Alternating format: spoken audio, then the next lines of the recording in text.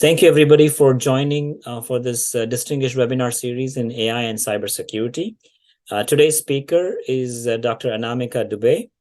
She is an associate professor at Washington State University, and the title is Electric Power Distribution Systems, Systems of System Consideration. And Dr. Anamika is Huie-Rogers Endowed Chair Associate Professor of Electrical Engineering in the School of EECS at Washington State University, Pullman. She also holds a joint appointment as a research scientist at Pacific Northwest National Lab. Her research is focused on model-based and data-driven methods for decision support in large-scale electric power distribution systems for improved efficiency, operational flexibility, and resiliency.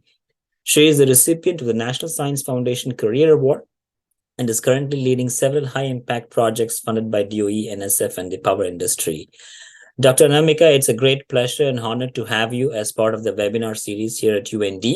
And we sincerely appreciate the time and effort that you put forth for this particular webinar series. It's our honor again. So the floor is yours for you to share your screen and start the webinar. Right. Thank you so much for the kind introduction and for inviting me for this seminar. Let me share my screen. Let's see if you can see my slides and isn't. Yes, we can see it. Yeah. Okay, awesome. Great. All right. So I'll start. And again, thank you so much for inviting me for this webinar series. And it's a pleasure to be here and talk about what I work on and what kind of interesting problems are in this particular domain, which require different sets of expertise from different departments and fields. So what I'm going to talk about is basically on electric power distribution systems. And the way I introduce distribution systems to community is that it's basically a neglected sibling of transmission or bulk power grid. So there has been a lot of work in bulk power grid, of course, for forever in terms of maintaining the reliability, economic operations and everything. However, distribution system has been largely, ignored.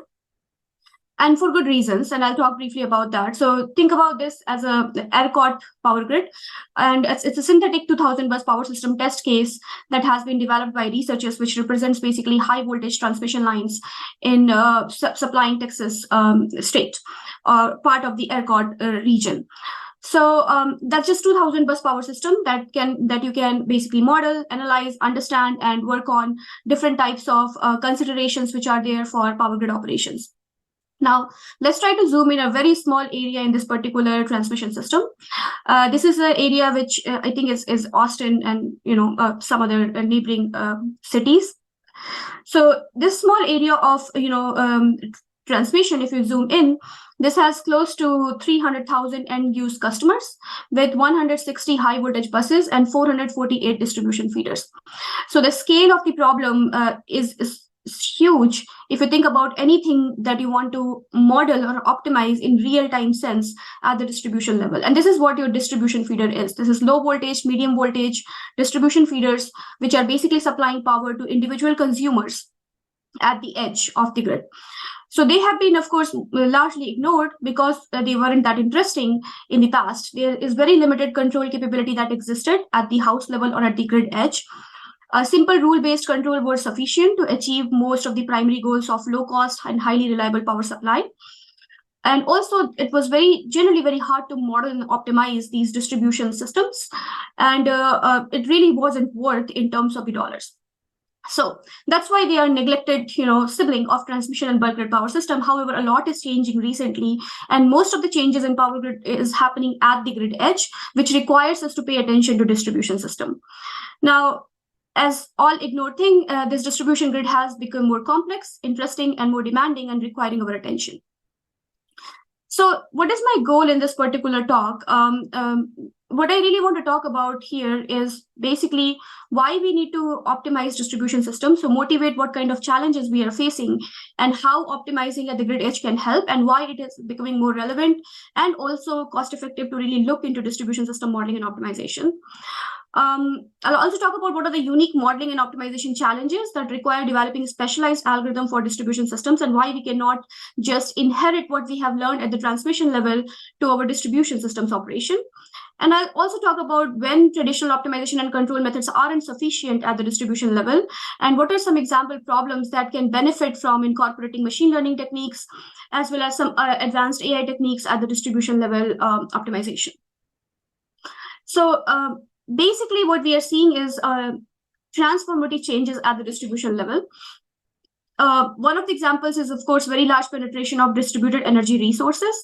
For example, in 2020, the stat says that 2.5 million solar PV installations happened at the by this particular year. So see that I'm not saying how much gigawatt or megawatt of PV has been installed. I'm actually talking about how many individual PV systems have been installed in the system. That is important because this is really at the grid edge. And when you look into that number of PV installation, those are your number of operation, control, and measurement points that are getting integrated at the grid edge, which basically makes the distribution system, which used to be passive, to more active at this moment, and requires us to model and understand how these little devices are changing the operations at the distribution level.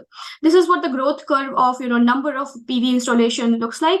From 2010 to 2019 and 2020 onwards. I don't have the recent stats, but it's actually increasing in numbers as well.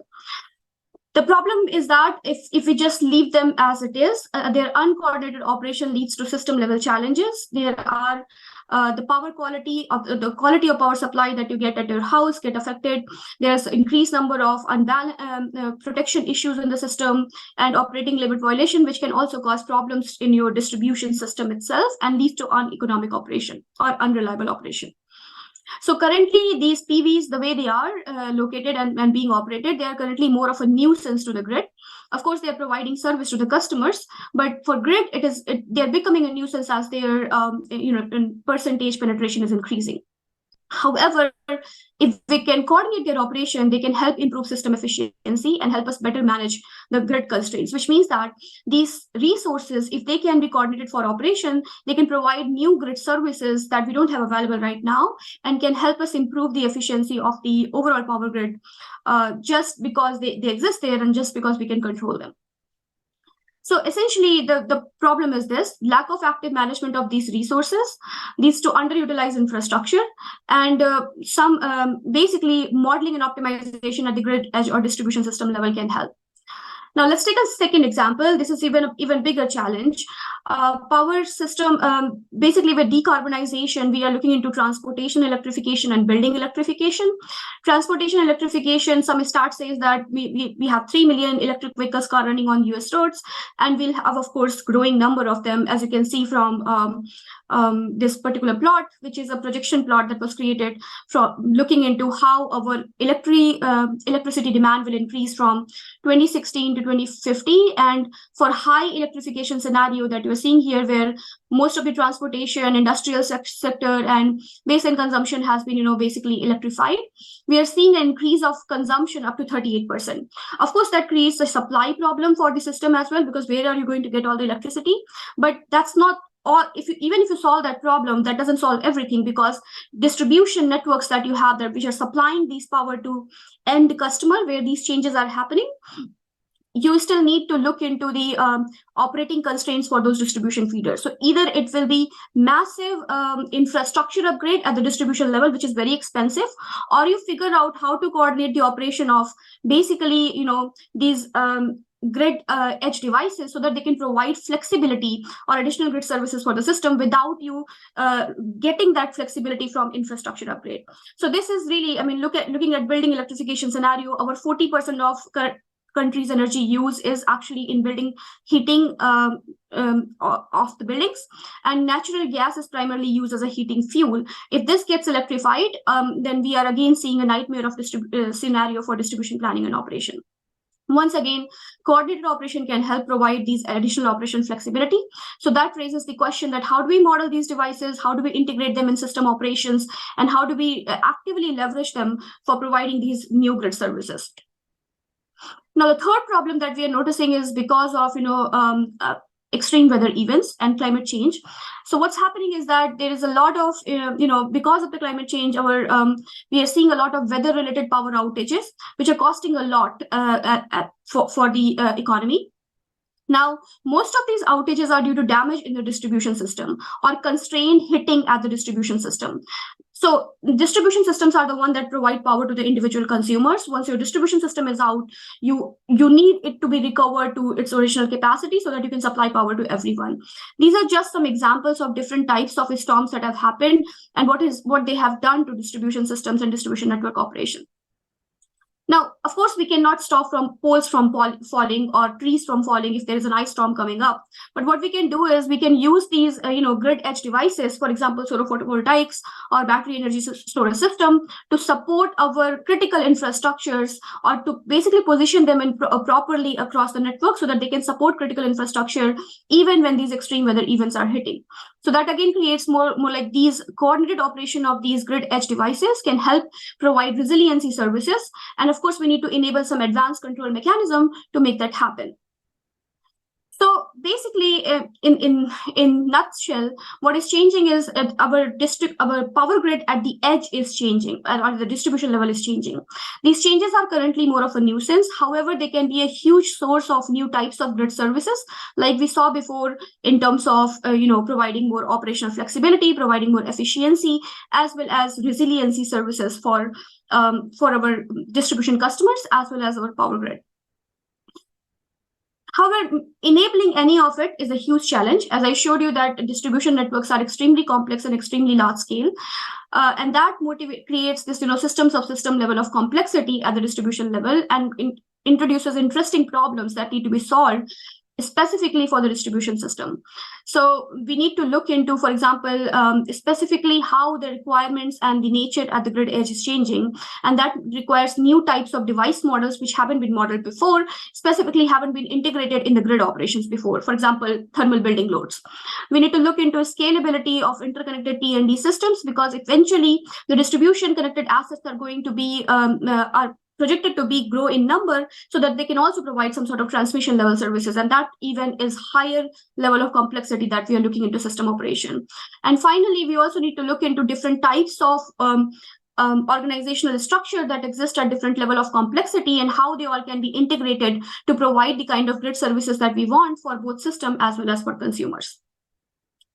So briefly, this is what I do. This is what my research interests are. I look into modeling and optimization of power distribution systems with grid edge resources with different types of objective.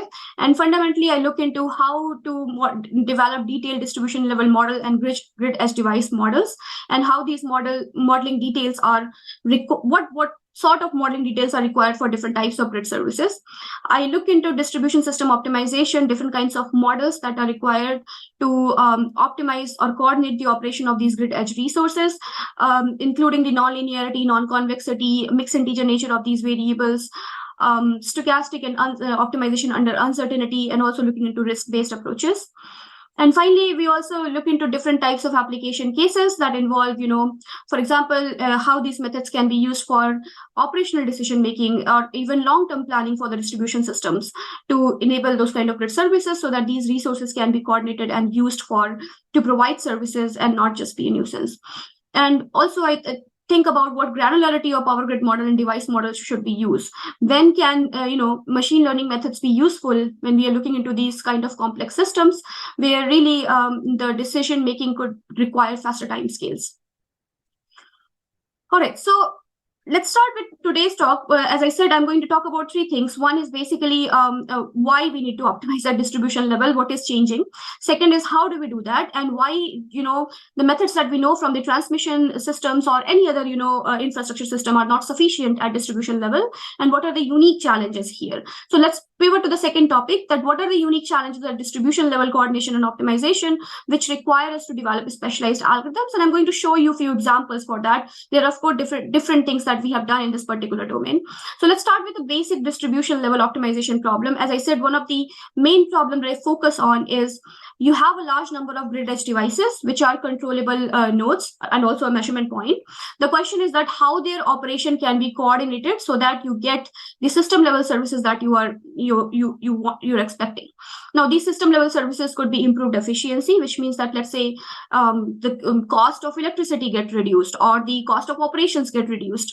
The control variables are typically active and reactive power flow from these devices that you have at the edge of the system, or any other control, or maybe like demand response, so that you can curtail certain demand at certain points so that you can get some system level benefits.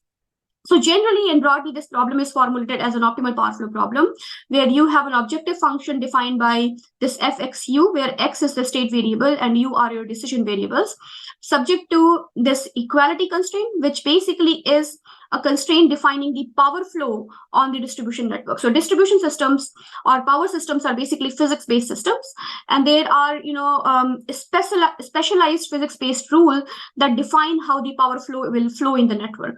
Those specialized power flow rules are modeled as equality constraint, which are defined here, and these are hard constraint that needs to be followed for the distribution system. If they're not followed, then you have a solution that doesn't reflect the reality that's happening in the system. So these are physics-based constraints that should always be followed when you are trying to optimize for anything.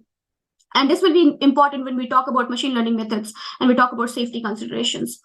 The third constraint is inequality constraint. These constraints basically define your some of the constraints for system operating conditions. For example, your current on this wire should be limited by this much rated value, or your voltage should be within these bounds, which are required because you want good quality of power supply, or your device can only generate or dispatch this much amount of power depending upon its rated capacity. So those are your inequality constraints. And this is, of course, a deterministic model that I'm showing you here, but there are stochastic versions as well, which you want to include to capture different types of uncertainty, whether it's coming from measurement, whether it's coming from models, or it's coming from general forecast error that you have in your measurement variables. All right, so let's talk briefly about why what we know from bulk grid is not sufficient. So typically, as I said, the bulk power grid is the transmission network that has been extensively studied. One of the major challenges as we go from bulk grid to distribution system is that we have we have added nonlinearities in these models. Basically, this is coming from briefly, they are coming from these distribution networks and being unbalanced, and there is a lot of mutual coupling between these lines. Also, you have a large number of discrete decision variables in these systems. For example, voltage regulator, capacitor bank, and switches. That makes this model extremely complex in terms of solving for nonlinearity. Then you also have complex grid edge device models. So think about building thermal models. These building thermal models are representing the thermal inertia inside the building, or how the heat flows inside the building or heat dissipates out of the building, so that you can model the power consumption of the building for a given thermal set point. Now that model itself is extremely complicated, and these complex grid edge models do not exist, of course, in bulk grid power systems. But as you become more and more granular, the complexity of these device models becomes more and more daunting for us to optimize. And finally, we have a lot more uncertainty in these distribution models, both from the actual model of the system as well as from the measurements and forecast error at the edge. So this is a brief summary of what we have done in this domain. We have developed computationally tractable centralized algorithms that have used different types of approximation and relaxation techniques and provide some guarantees on convergence.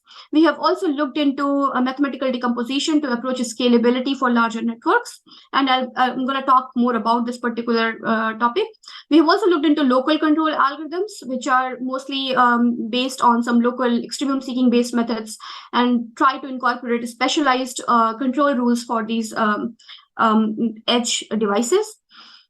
We have also looked into these broader optimization algorithms and their application for different types of application scenarios. So for example, optimization can be used here for restoration, for topology or state estimation, for conservation voltage reduction. So these are just some names of some of the applications for how these optimization methods can be used. So we have looked into different versions of it, and different applications to have different considerations. And that's why it makes it a unique twist to these general algorithms when you try to apply it for different types of application.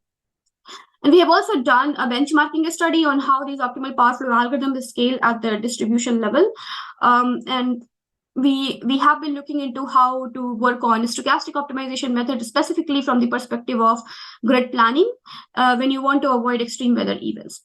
So for this particular topic, my goal is to introduce very briefly here that how algorithms that leverage domain knowledge help improve the performance. So as I said, generally it's just a very broad nonlinear optimization problem that I introduce. You can use any nonlinear optimization solver to solve it. Why are we doing research here, right?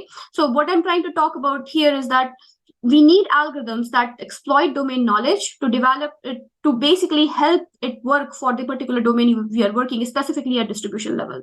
So I'm going to show you one example for that. We basically looked into a large-scale distribution system. This is basically your substation, and then beyond that we have simulated a 10,000 node synthetic distribution system. This 10,000 node basically is simulated based on adding multiple feeders at different node points along the primary feeder, and each feeder is then supplying for multiple number of customers. So overall we are seeing into one main feeder 20 laterals, and each lateral is supplying 20 neighborhoods, and each neighborhood has 20 houses. So it just replicates some sort of large distribution network that you might see. And what we wanted to do was basically look into this particular large distribution network with very large number of DERs, assuming every consumer has DER, which is, let's say, solar photovoltaics, which is controllable, and see whether traditional nonlinear optimization algorithm is scaled for these methods. And we ran this particular system for 3 objectives. Our first objective was to control these photovoltaics to minimize the loss in the system, which is power losses in the system. Our second objective was to control these grid edge devices to maximize the generation from the solar photovoltaics, so we can absorb maximum amount of solar photovoltaic generation. And third was a voltage deviation minimized, where we said that let's maintain 1 per unit voltage profile for the entire system. So these are just 3 sample examples of objective functions, and our goal was to see whether traditional algorithms can actually scale for all these 10,000 node system, and what is the challenge with the scaling here. So as you can see here, as we increase the number of controllable loads, so this 10% penetration is 10% of the nodes are controllable, 50% means 50% nodes are controllable, and 100% means all the nodes are controllable. And this is basically how many nodes we are of system we are including. So we broke down system into just a smaller 200 node system and tried to solve it, then a 500 node system, tried to solve it, and then keep on increasing and adding and appending into that particular network to see when the algorithm stops to converge. As you can see that the centralized approach, which is a traditional, just formulate the optimal power flow problem with all sets of nonlinear constraints that you have in the system and give it to a nonlinear optimizer. Here we were using Nitro, which is a commercial nonlinear optimizer, to solve it. And we saw that it doesn't scale beyond 2,000 node system if we are actually solving the nonlinear problem. So we said that, okay, can distributed optimization help here to solve the problem? And we started to look into literature. There has been a lot of work done on using distributed optimization algorithms at distribution level to scale using distributed computing methods, or to even, make decisions in a distributed manner. What we noticed is that the state-of-the-art algorithms require several hundreds of rounds of communication to solve just one step of optimization, which means that you need to talk to each agent several times to converge on one particular solution. So our distributed optimization breaks down the problem into multiple areas. Those areas solve local problems and they exchange solutions, and the overall system converges when the boundary variable which is being exchanged among area is not changing. So the state-of-the-art methods are typically based on ADMM, and they take a very large number of iterations to converge. That's a problem because, if you are going to deploy these algorithms out in the field, you need a very fast communication channel. And even if you're not deploying that on the field, if several rounds of iteration among these agents may slow the process of actual, convergence in time. Then there was a different body of literature that used feedback control, where what they did was basically like a stochastic gradient descent, where they took the local measurement, solve the local problem, take a control step by just based on the solution of the local problem, not waiting to converge, and then they exchange the solution again. So this was, able to make real-time decisions. However, those real-time decisions were really not network level optimal, and they can create operational challenges if they violate the operating constraints because they are not getting consensus at the boundary. So our goal was to look into how we can create algorithms that are faster to converge or require fewer number of macro iterations. And here we started to think about, can we leverage some sort of domain knowledge from distribution networks to make these algorithms faster? And what we did was we basically observed a distribution feeder. This is, let's say, a distribution feeder, decomposed it into 3 areas. Each area is solving a local optimization problem, and they're exchanging their boundary variables here. So our key observation here was that if you think about a distribution network, which is radially operated, and you exchange specific decision variables upstream and downstream from feeder, it basically reflects the physics of the network more nicely, and it helps you converge faster. Here, what we just did that instead of exchanging all the boundary variables that you have here and try to get convergence based on, primary dual steps, what you just do is basically exchange voltage from the upstream nodes and power flow from the downstream node. And that small tweak, just with the understanding of the network, made us gain a lot of, speed in the overall process. I'm going to skip through these equations. They're not that important. But the point is this, that we were able to really scale this problem, which was for 10,000 node system, to for different types of application. Here I'm showing you for basically I guess this is for loss minimization. So you can see that it really converges for all 10%, 50%, and 100% penetration cases. It converges fast. It doesn't take a very large number of iterations. I think iterations are here. So it takes like 10 to 11 iterations just to converge for that large network that we started with. So beyond this, we also worked on convergence proof for this particular problem, that this algorithm actually converges. We expanded the algorithm to 3-phase unbalanced system as well. We applied it for different types of objective functions. And we are also working on incorporating different mixed integer formulations. But the goal of this particular discussion is to show you that domain knowledge can help speed up several of these traditional algorithms, and that's why it's important to really work in getting those insights from the domain that we are looking into. So I'm going to move on for next 15 minutes. I'm going to talk about the second level of challenges, where I'm going to motivate where machine learning algorithms can be helpful, specifically when we move past optimization and get to ML algorithms. What is the need here, and what are the challenges as well? So I'm going to skip through this. This is basically just showing you that we have also worked on, these distributed algorithms, how they can be incorporated for real world setting. And we are working with different utility companies on getting some of these algorithms incorporated in their distribution systems to see how they're able to leverage the grid services, specifically from their flexible edge resources. And these are just some examples. You'll have the slides, so you can look into it. And if you have any questions, you can always ask. But I'm going to move on to this part, which is basically says that, you have complex grid edge devices which motivate different types of learning approaches, and what are the unique questions that are there. So how do we motivate learning-based approach from what we just learned? So again, the goal is to optimally coordinate all these grid edge resources that we have in the network.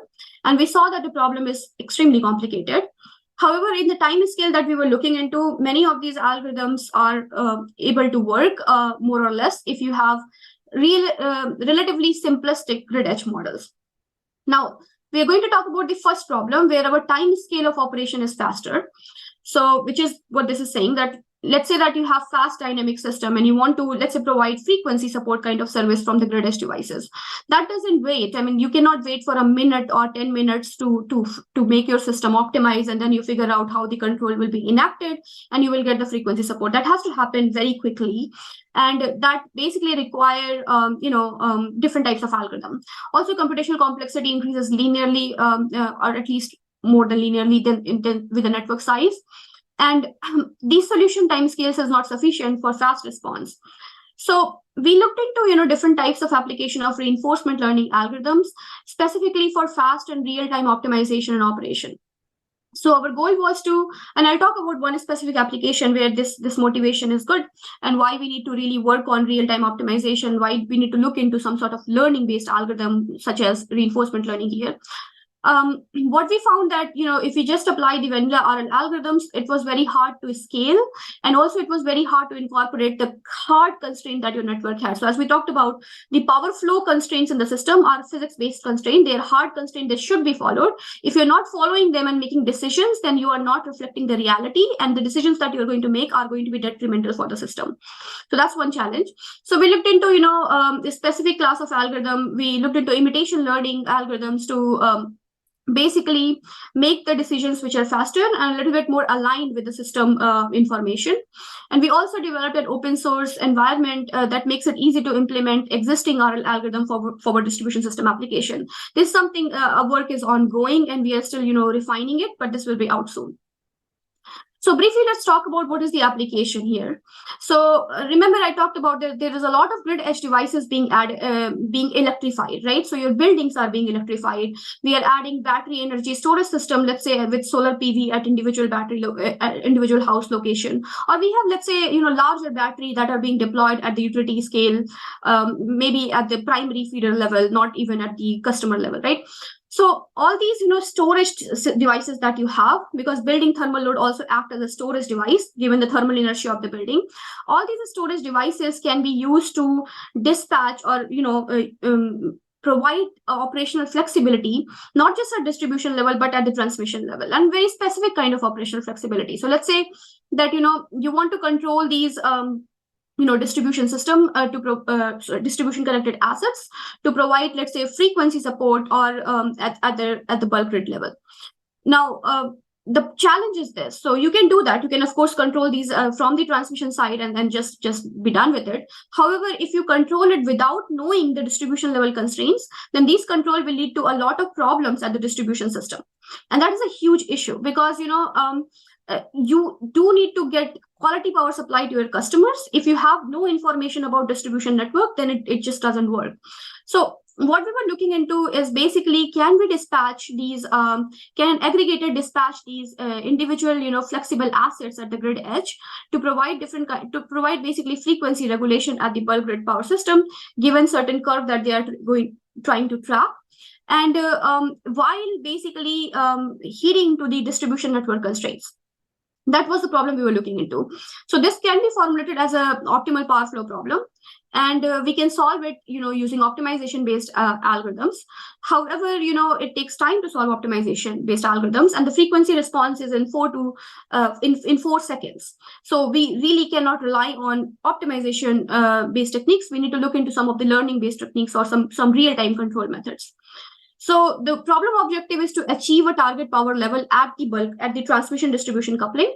And the goal is to maximize aggregator's profit as well as provide required performance. And constraints are basically your market constraints, battery charge and discharge, state of charge constraints, and distribution system power flow constraints, and bus and voltage and thermal limit constraints.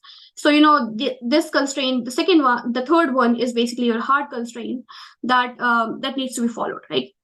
So if you think about the problem itself, it can be formulated as an optimization problem. You want to achieve a given target level and you want to maximize profit. This becomes your objective function. Subject to, you want to be somewhere in the target level. Slight epsilon and mismatch is fine, but you want to maintain a tight boundary with the target power that you wanted to track. And you can, of course, build other constraints which are there because of regulation market, because of battery system, as well as because of power flow constraints, right? Which is unbalanced distribution power flow model and the network constraint. Now, since it's a battery dispatch problem, and it's, we formulate this basically as a constrained MDP formulation, where our goal is to, again, maximize the operating profit for the aggregator and maintain distribution network constraint.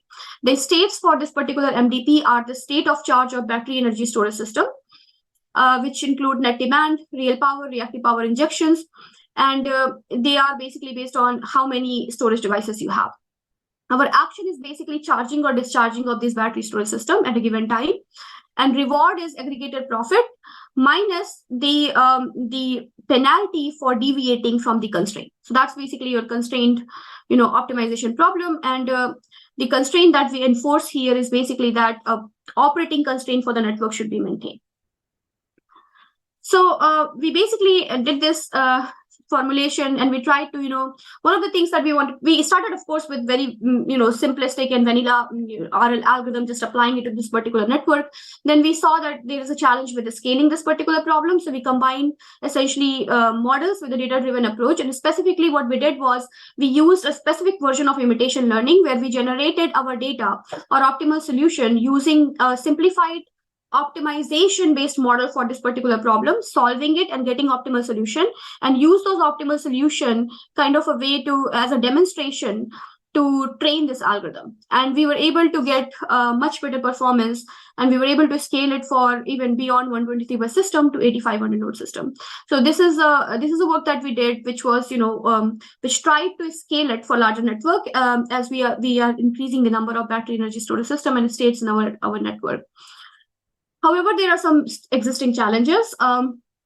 There is no guarantee of providing any safe operation here. And what do we mean by safety here?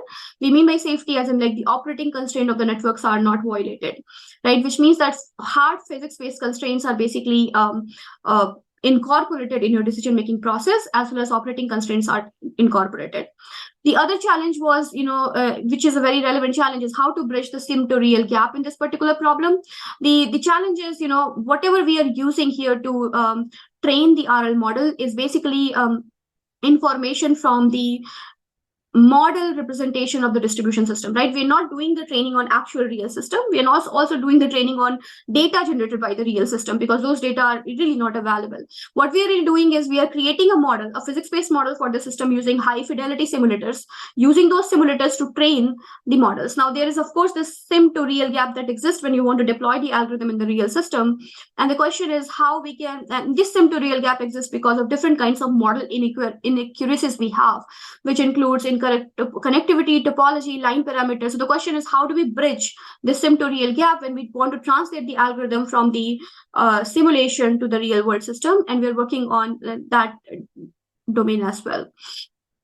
The other work that we did here was to develop a wrapper tool. This was important because, when we wanted to train different kinds of RL algorithms for distribution systems, for decision making, we needed to basically write everything from scratch. We noticed that, there is, of course, this tool for OpenAI Gym exists that includes all sorts of state-of-the-art RL algorithms. So we created kind of a wrapper which connects the distribution system simulator with the existing RL algorithm tools or OpenAI Gym. And we basically, this wrapper we were able to call it for different types of distribution systems, different types of distribution feeders, for different types of application and use cases. And really, this is a small piece of work, but it helps a lot in speeding up the process of testing and developing new learning-based algorithm without unnecessarily coding and programming all the existing baseline algorithms. So these are some example results that we got out of this wrapper tool, which are basically, for different types of test system. As you can see here, we also scaled it for a 8500 bus test system, which is the largest test system that exists in the repository for distribution feeders. And I'll be happy to chat more about this later. But the next problem I want to motivate is that we looked into system side of the problem, but one of the challenges that still exists is the growing complexity of our grid edge devices itself, which is basically, how these grid edge models itself are getting more and more complex, and what can we do here. And I'm going to motivate just a couple of examples on what is the problem and what we are working on. So imagine, a building thermal load, a grid interactive building, which has a programmable thermostats are difficult to simulate in distribution simulator. Why? These buildings basically have complex, airflow circulation models. They also have very difficult control models as well. And representing each and every device and each and every physics that exists in this particular building for heat circulation or cooling as well is extremely challenging, right? So we have different types of simulators that have been developed to really model these buildings. And one of the common or popular model is basically it's called RC network models, where what you do is that you represent the building dynamics as a resistance and capacitor based model, which reflects the heat dissipation as well as heat storage in the building. So that RC network model itself is very complicated. If you have a commercial building which has multiple zones of operations, and multiple zones means separate zones for cooling and heating depending upon how your HVAC system is configured.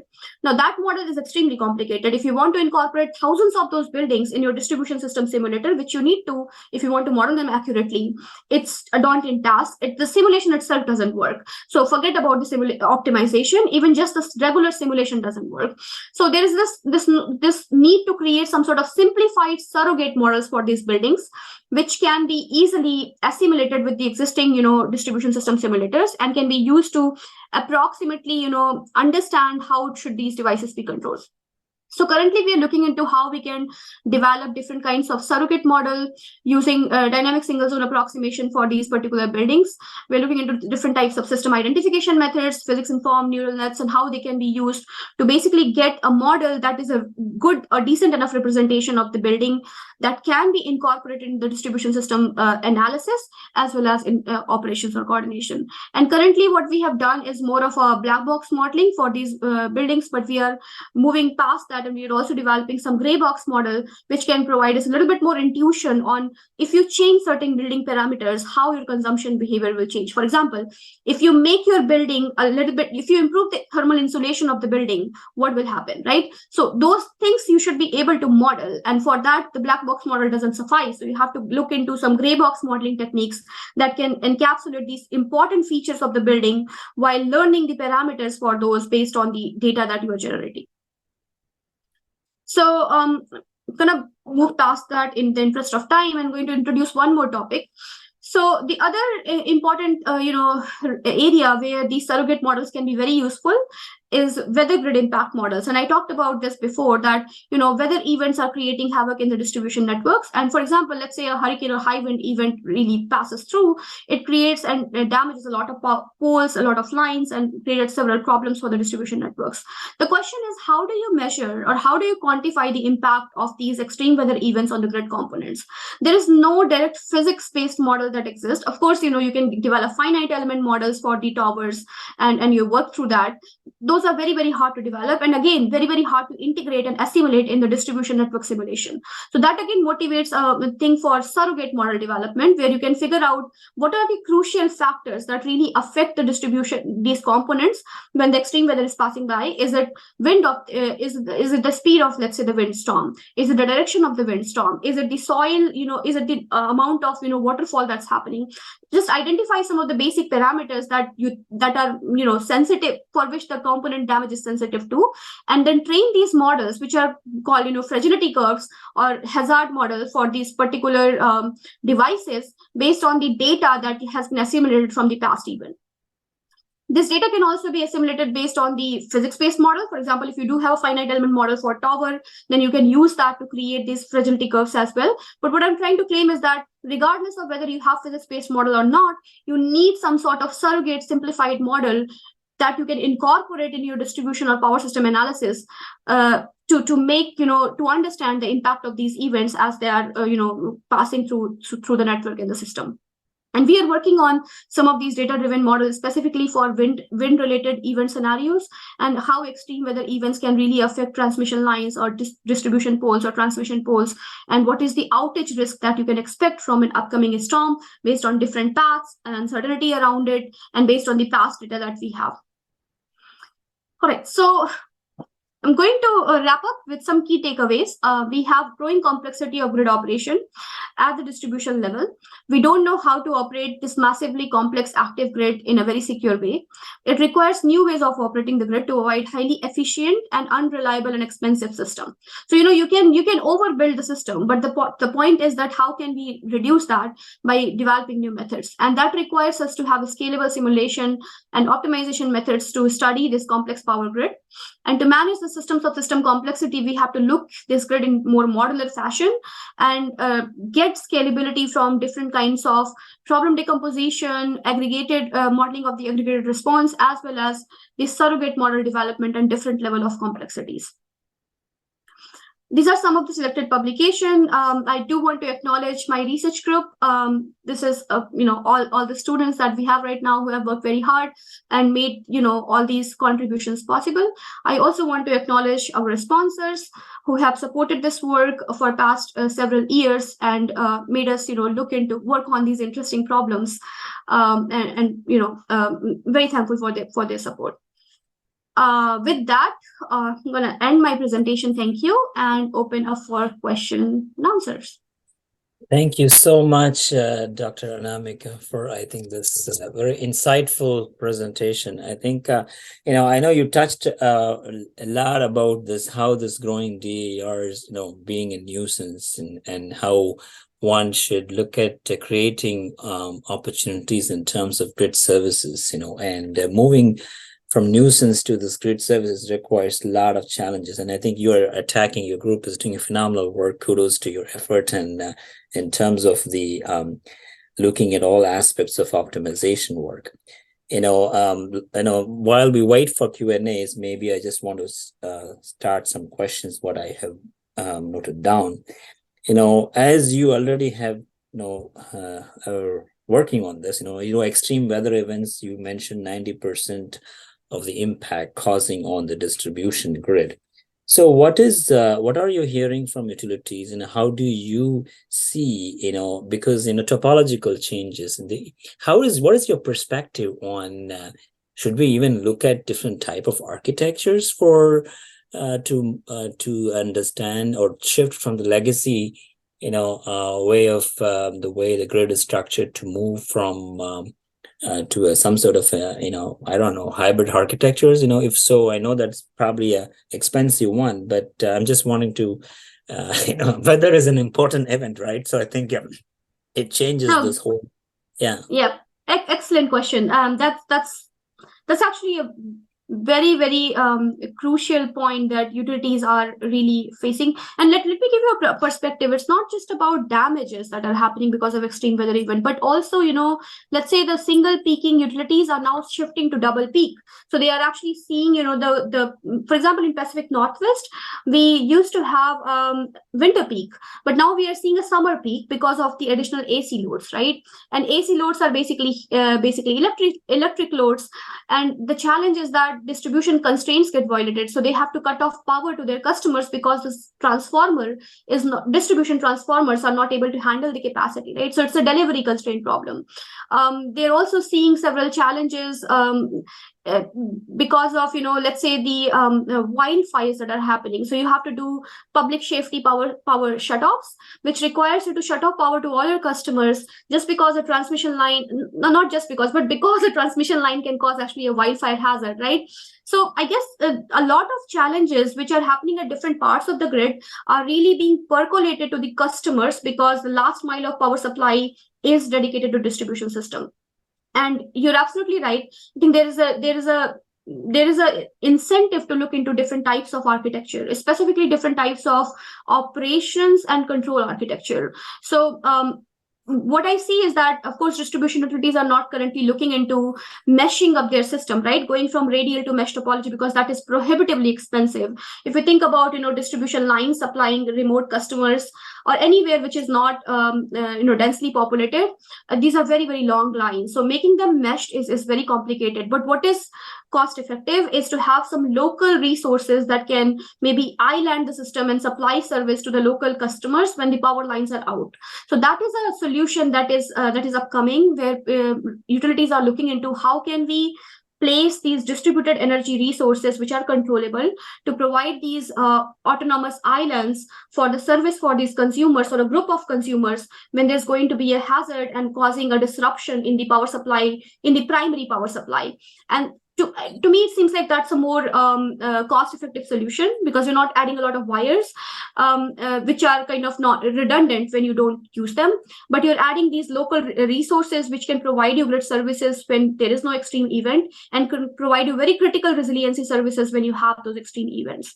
So we are in fact working with both Avista, that is our local utility company, and ComEd on some of these solutions. And we have an ongoing project with ComEd where we are looking into how to quantify and value the cost and benefit of having these, PV plus storage kind of technology locally placed throughout the distribution system to improve and provide some sort of resiliency services. How cost effective it is? Does it provide the kind of, services that you want to? What is the value and cost trade-off? And at the same time, we are also trying to demonstrate some new control solutions at the edge that, in fact, this technology is possible when you're going to have some sort of challenges in the upstream system. So Great. yes, so I know that it's system is moving towards that. Yeah. Yeah, I know it's not easy. I think thank you for that great explanation. I think my second question was on resiliency, but you are kind of touched to followed up already, And there was a nice article recently in April on ACN Communication magazine on the cyber efficiency and cyber resiliency, by Iger, who is one of the scientists or an expert on resiliency at U.S. Army Corps. And also I've been having chat with some of the resiliency folks who are studying this thing, but resiliency means different things when different and different perspectives. So I think one of the things that he talked about in the article was, resiliency is all about putting those redundant resources in place, and it's going to be expensive in the beginning, but in the long term, you're going to pay off, in terms of, whatever that contingency that may arrive. But again, cost comes into big picture, but he's talking about how efficiency and resiliency are contradicting to each other, right? Efficiency is all about, managing optimal resources at low cost or appropriate cost. So I just want to pull up your brain and see how you are seeing, when we look at, not only on natural disaster, people are even looking at, from a cyber perspective, looking at, intrusion diagnostic, evaluation perspectives, on these, as DERs are added, you have these expansion of these networks and distribution happening. And, of course, I'm just curious to see, how do you see resiliency, both short term as well as long term? And are we missing something when we actually look at and as academic researchers, or how do you even look at? There's so much of scoring metrics available, and there is no one set of answers to it. So I'm just puzzled by this. That's a great point. So I looked into resiliency from physical impact perspective. So I didn't look much from the cyber perspective, but I think broadly how I think about it, and I would encourage the community to think about it as well. I think resiliency is about risk. It has to be thought from the probabilistic perspective. That's what my notion is, because we are looking into those high impact, low probability events, and if we are looking into some quantifiable metric that can help us assess what the impacts are going to be, I think probabilistic measures and risk measures are good repository of knowledge and information that exist from operations research literature. That how do we measure, how do we quantify the impacts on the system level, even out of those tail probability events, right? So I think scoring metrics are good, and they're useful from the perspective of understanding the overall architecture of the system, what really gets affected, what really gets impacted. But if we are going to do if we're going to use our measure for resiliency for any kind of decision making, either at the planning or operation stage, and primarily at the planning stage, let's say we want to place and deploy some new resources, right, to improve the resiliency not defined yet, but if we want to do that, then I think we need to have a quantifiable measure that can help us measure in some sense what the system performance was and how much it has improved after deploying this particular measure, right? And to me, that particular notion comes from risk and comes from probabilistic understanding of the events, their impact on the system, and how those impacts in probabilistic sense can get reduced over time. Now, I do understand the fact that it's a probabilistic measure, so it's quite possible that we deploy everything and we don't get the advantage for the next event that we encounter. However, if these events are going to get more and more, prominent, both cyber side, right, because we have many sources of attack, as well as physical side, we are seeing more weather-related phenomena. I think that planning will, on an average, provide the kind of service that we were expecting and hoping when we started to value what the impact was and what the impact has improved too. So we have looked into some of these risk metrics specifically for wind-related hazards. So what we did was, let's say that we know what from meteorological data that what the wind profile for this region looks like. Can we measure how that particular wind profile creates system response or system damages and outage risks for the network, and those outage risks can be measured. And then let's say now we place some of these distributed resources at different places. Did that outage risk decrease in a probabilistic sense after deploying these resources? And I think that can provide a very nice way of valuing the benefit of these, very expensive measures that we have to deploy to achieve resiliency. I hope I answered your question, but yes. Thank you. I know it's very difficult to answer that question too. I understand that. I think you have done good justice to it. So, anyway, Jameson and Europe, do you see any other questions from others? Do you have any questions populating? We have one question in the Q&A. Could you comment on what you would recommend between online and offline reinforcement learning for power systems optimization problems? Sure. So let me try to introduce it from the understanding I have on what online RL is and what offline RL is, which might be off from what other communities think. But to me, online RL basically is something that where we are replenishing the data set again and again and training our models or retraining our models as we get new data. And offline is basically we are working on a static data set and we are using that to basically generate the RL solutions, right?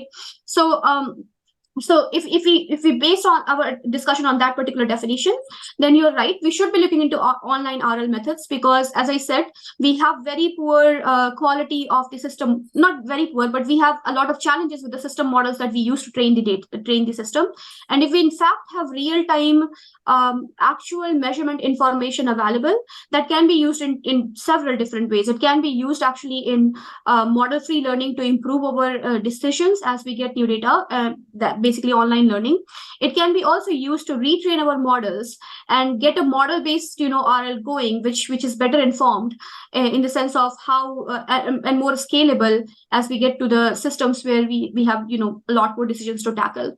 So I do believe that we should look into online algorithms, but of course there are a lot of challenges with that. First challenge is to get data in a repeated actual real-world data, which is limited in the setting. And typically, as I said, all the methods that you see that are using RL are really using a simulated data to train their models.